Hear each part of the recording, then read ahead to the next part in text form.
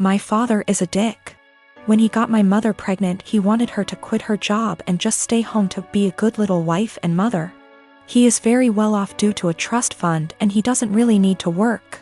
My mother refused and divorced him. Because of a prenup she got very little and he moved back to Europe. His parents never knew about me and my mother had a good profession and I never really wanted for anything.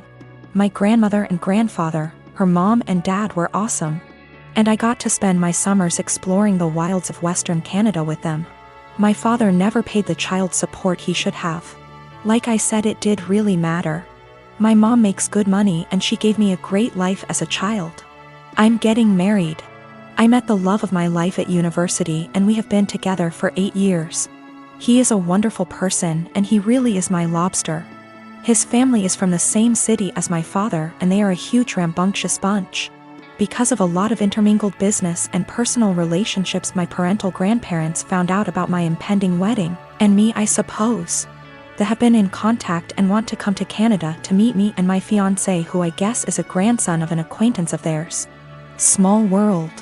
When they found out that my father had basically abandoned me to fend for myself in this world, this is honestly how they see it. They were pissed to say the least. It is very funny because we are decidedly upper middle class here. So long story short, they had their lawyer calculate the amount of child support my father should have paid with interest, and the cost of my post-secondary education. They then gave my this as a gift. What I didn't know was that it came out of my father's yearly draw on his trust fund. He is furious because it is obviously a sizable amount and it will very much affect his finances for at least the next 2 years. He may need to, get a job. He has been contacting me and telling me that his current wife and children will be negatively affected if I don't give him back this money. I don't really need it. And I guess I am entitled to it, and I am getting a trust fund now as well. But I really want to pay off any debt my mother may have and make sure that when she retires she can do whatever suits her fancy. I'm not giving it back. My half-siblings will not really be affected. They have trust funds set up already and their tuitions and fees and stuff are covered. My grandparents' family sets these up when a kid is born. One of the reasons my father is upset is because since he didn't bother to tell his parents about me, they did not set this up. They have since taken a good chunk of his trust fund and used it to set mine up. Realistically, the principal being separated 28 years ago would have left him in the exact same position. My mom was working on getting her PhD so she could help kids with a certain condition. That is what he wanted her to walk away from. My grandparents have sent me pictures of my family there. The coolest thing is that my grandfather looks like the granddad from The Parent Trap. My mom never remarried, but she has had a special friend since I was 5. He is amazing and taught me to swear in Colombian Spanish. I had lunch with my mom. Apparently she has no debt. Like at all. I guess she did literally write the book about the treatment for the kids she works with. She does okay for herself. I never really thought about it. We decided that what would be best is to set up a scholarship for people who want to go into her field of study. Since I am now a trustafarian, I can afford to do this.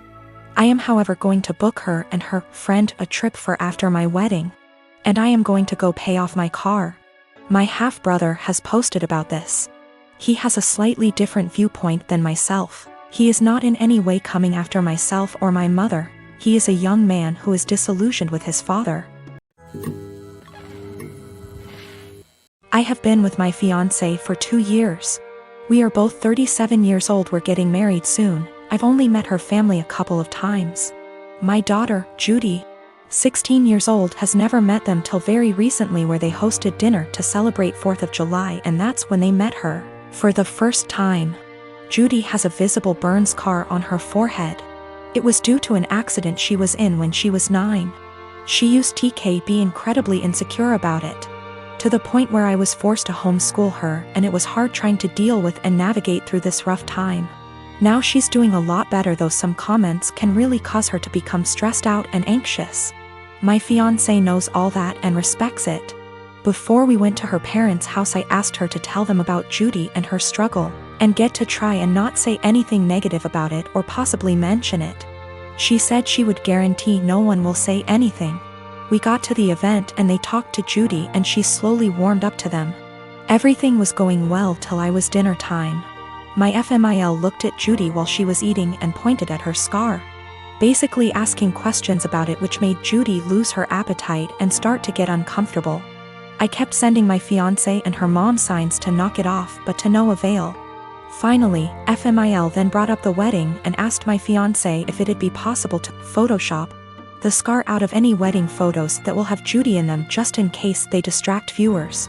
I was dumbfounded. Fiancé said nothing, just stared casually while nodding. I looked at Judy and it was clear this got to her. I leaned closer and asked if she was feeling uncomfortable and that we could leave if the answer was yes. She took her time, then nodded and said, "Yes, I'm feeling uncomfortable right now." I got up and told her to get ready cause we were leaving. My fiancé, her mom and the family started insisting we finish dinner and stay, but I refused. I took Judy and got in the car and left before even talking to my fiancé. Obviously, she was pissed. She called and was angry, talking about how I disrespected her parents by taking Judy and leaving in the middle of dinner and not even saying goodbye. I told her that Judy was feeling uncomfortable with Mills' comments and questions. She said Judy overreacted and is in need to go back to therapy if a simply mention of her scar caused her to react that way. I got tired of arguing and asked her to give us some time, but she went on me and said that I have no respect for her and her family, and that what I did was irrational, and now she won't speak to me till I clear things up with her family, after ruining their celebratory dinner.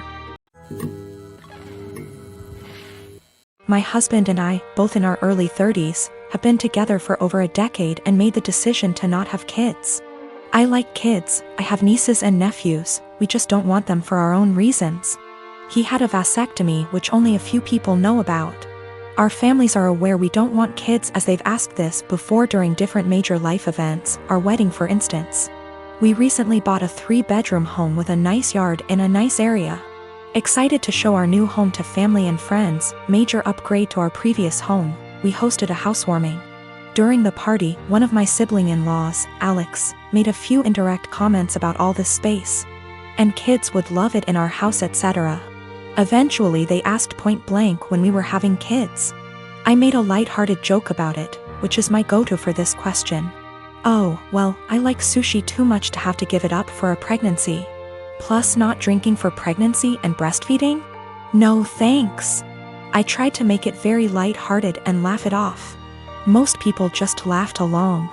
That seemed to anger Alex, and I was told children are a joy, and a good mother puts her kids before everything else.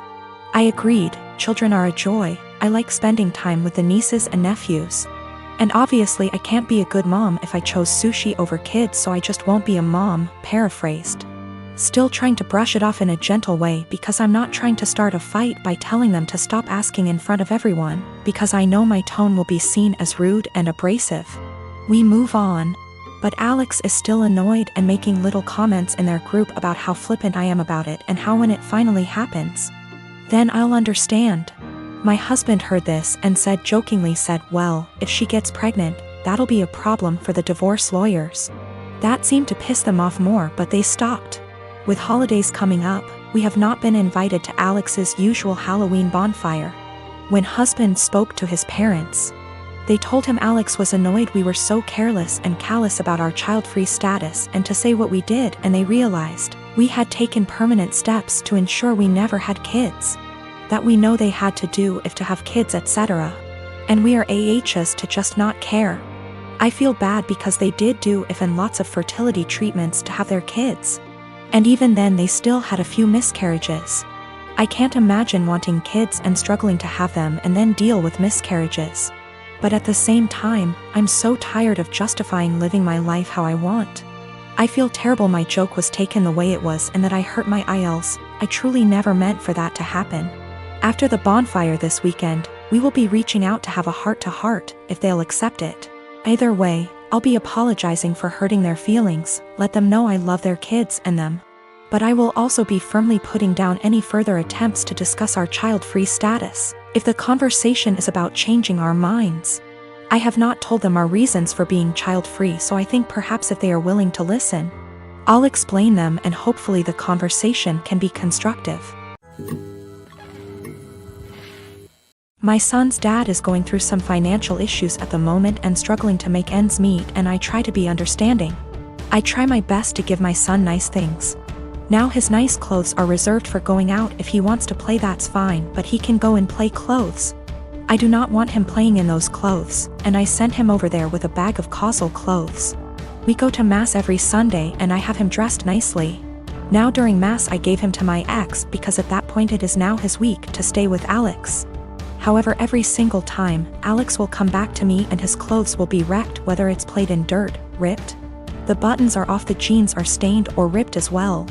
I've thrown out multiple shoes because my ex will not have him change into the play clothes that I sent him in and just let him play in the nice clothes. I do not have him like this all the time. I don't have him dressed dressy or in his nice clothes all the time, just when we're going to something important. Most of the time he's in stuff that he can play in and comfortable clothes. It's not like I have him in that all the time to where I'm always stopping playtime to change. At this point I'm so over the nice clothes being ruined because he refuses to dress him and play clothes for whatever reason. So before mass ends I will have my son take off the nice clothes and dress in casual clothes. I've been doing this for about 2 months now and it has helped my bank account a lot to not have to spend a fortune whenever they get wrecked. I'll also point out that I tell him this multiple times, every single time he brings him back with nice clothes being ruined. I will send him a message reminding him to please put him in play clothes before he plays in the mud or the park, etc. However, lately my ex has been very upset that I'm not sending him in nice clothes. I told him that I used to, but he kept on ruining them for whatever reason and I don't want them ruined. He's saying that I'm flaunting in his face that he's broke right now and can't afford to buy him such nice clothes. That is not at all the case.